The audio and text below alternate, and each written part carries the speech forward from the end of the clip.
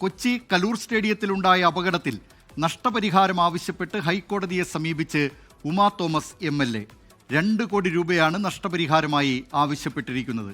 വിശാല കൊച്ചി വികസന അതോറിറ്റി അഥവാ GCDA, സംഘാടകരായ മൃദംഗ വിഷൻ എന്നിവരെ എതിർകക്ഷിയാക്കിയാണ് ഹർജി.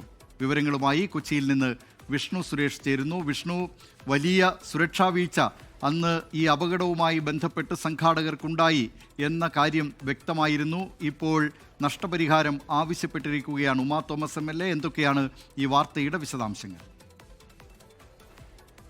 അപകടം നടന്ന 1 വർഷം പിന്നിടുന്നു. ആ ഘട്ടത്തിലാണ് ഉമാ തോമസ് MLA 2 കോടി രൂപ നഷ്ടപരിഹാരം ആവശ്യപ്പെട്ട ഇപ്പോൾ കക്ഷികൾക്ക് നോട്ടീസ് അയച്ചിരിക്കുന്നത്. അതൊന്ന് GCDAക്കും മറ്റൊന്ന് മൃദംഗ വിഷനുമാണ്. ഈ പരിപാടിയുടെ നടത്തിപ്പുമായി ബന്ധപ്പെട്ട മൃദംഗ വിഷന് വലിയ വീഴ്ച സംഭവിച്ചുവെന്ന് അന്നത്തെ പ്രാഥമിക അന്വേഷണത്തിൽ തന്നെ പോലീസിന് വ്യക്തമായതാണ്. പ്രത്യേകിച്ച് ആ സ്റ്റേജ് നിർമ്മാണത്തിലടക്കം അപാകതകൾ ഉണ്ടായിരുന്നു.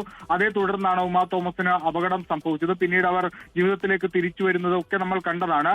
ആ ഘട്ടത്തിലാണ് സംഘാടകരുടെ വീഴ്ച ചൂണ്ടിക്കാണിച്ച് ഈ വിഷയത്തിൽ GCDAക്കും വീഴ്ച സംഭവിച്ചിട്ടുണ്ടെന്ന് ചൂണ്ടിക്കാണിച്ച് ഇപ്പോൾ ഉമാ തോമസ് നഷ്ടപരിഹാരം ആവശ്യപ്പെട്ട് നോട്ടീസ് അയച്ചിരിക്കുന്നത്. 2 കോടി രൂപയാണ് ആവശ്യപ്പെട്ടിരിക്കുന്നത്. ഒപ്പം ഈ കേസുമായി ബന്ധപ്പെട്ട് കുറ്റപത്രം പോലീസ് സമർപ്പിച്ചിട്ടുണ്ട്.